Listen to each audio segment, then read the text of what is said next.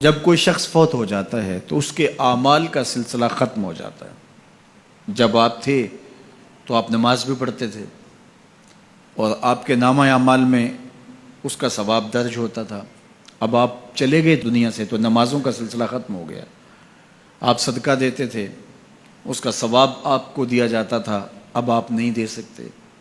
آپ تسبیحات کرتے تھے، آپ کسی کی مدد کرتے تھے، آپ لوگوں کو راستہ دکھاتے تھے، راستے میں پڑی ہوئی چیز اٹھا لیتے تھے، کسی پیاسے کو پانی پلا دیتے تھے، کسی بھوکے کو کھانا کھلا دیتے تھے، کسی برہنہ وجود کو لباس دے دیتے تھے، کسی کا بیٹھ کے دکھ سن لیتے تھے، کسی کی مشکل میں کام آ جاتے تھے۔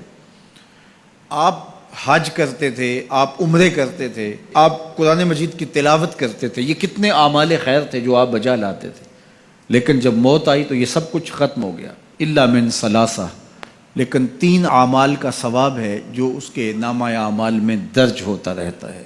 وہ کون سی 3 چیزیں ہیں سنیے، اور یہ اعمال اپنی زندگی میں کمائیں تاکہ نامہ اعمال کبھی بھی جو ہے وہ بند نہ ہوں اور یہ چیزیں درج ہوتی رہیں۔ سب سے پہلی چیز صدقہ جاریہ، ایسا صدقہ کہ جو جاری رہے۔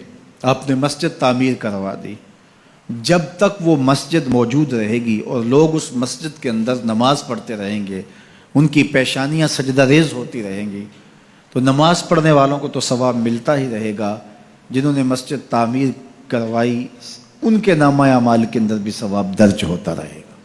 صدقہ جاری، مدرسہ تعمیر کروا دیا، آپ نے کوئی ہاسپٹل بنوا دیا، آپ نے انسانی ضرورت کے لیے پانی کا کنواں کھدوا دیا، اور کوئی اور ایسی چیز کہ جو آپ کے بعد بھی جس کا فیض لوگوں تک پہنچتا رہے، وہ فیض رساں چیز جب تک موجود رہے گی اور اس کا فیض لوگوں تک پہنچتا رہے گا تو نامہ اعمال میں ثواب درج ہوتا رہے گا۔ دوسری بات، او علم ينتفع بہ، یا علم جس سے لوگوں کو نفع پہنچتا ہے۔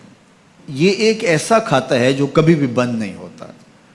آج میں اگر حضور علیہ السلام کے فرامین آپ کے سامنے رکھ رہا ہوں اور آپ اس کو سن رہے ہیں، اور اللہ توفیق عمل بھی نصیب فرمائے، تو مجھے بتائیے، مجھے تو اس کا ثواب ہو ہی رہا ہے۔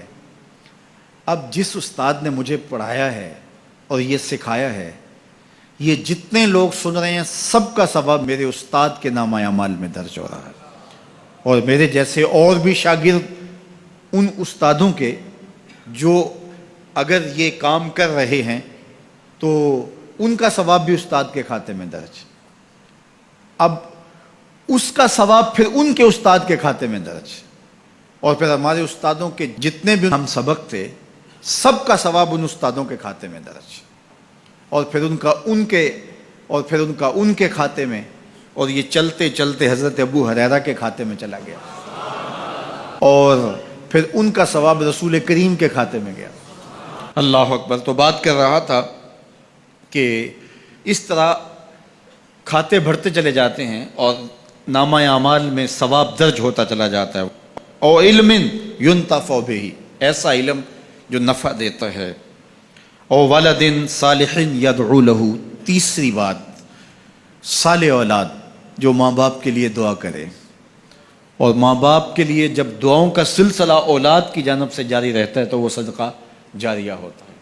صالح اولاد ماں باپ کے لیے کبھی بھی دعا ترک نہیں کرتی۔ اولاد صالح تبھی ہوگی کہ وہ 5 گانا نمازی ہوگی، اور 5 گانا نمازی اولاد اہتمام سے دعا نہیں بھی کر پائے گی تو دن میں کتنی مرتبہ کہے گی، ربنا اغفر لی ولوالدی، اے اللہ مجھے بھی بخش دے، میرے ماں باپ کو بھی۔ ایک شخص کے 2 بیٹے ہیں، 3 بیٹیاں ہیں، 3 بیٹے ہیں، 4 بیٹیاں ہیں، اور وہ نمازی ہیں، اور روز کہتے ہیں ربنا اغفر لی ولوالدی۔ یار کبھی تو کوئی لمحہ ایسا ہوتا ہے جب تار جڑی ہوئی ہوتی ہے، کبھی تو لمحہ ایسا ہوتا ہے جب بالکل خلوص کا رشتہ مضبوط ہوتا ہے، کبھی تو لمحہ ایسا ہوتا ہے جب رقت تاری ہوتی ہے۔ تو بچپن، لڑکپن، جوانی، بڑھاپا، روز دعا مانگ رہا ہے ربنا اغفر لی ولوالدی، کبھی بیٹی مانگ رہی ہے، بیٹا مانگ رہا ہے۔ تو صالح اولاد کی دعائیں ماں باپ کے درجوں کی بلندی کا ذریعہ ہے۔ تو 3 چیزیں ارشاد فرمایا کہ یہ منقطع نہیں ہوتی، صدقہ جاریہ، علم نافع، اور صالح اولاد۔ اللہ ہمیں صدقہ جاریہ کی توفیق بھی دے، اور اللہ ہمیں علم نافع سیکھنے اور علم نافع آگے منتقل کرنے کی توفیق بھی دے، اور اللہ جل شانہ ہمیں توفیق عطا کرے کہ ہم اپنی اولاد کی ایسی تربیت کریں کہ کل ہمارے لیے وہ صدقہ جاریہ بنیں، اور ہمارے مرنے کے بعد بھی اور ہماری زندگی میں بھی ہمارے نامہ اعمال میں نیکیوں کے درج ہونے کا سبب و ذریعہ ہو، اور ہمارے لیے دعاؤں کا سلسلہ جاری رہے۔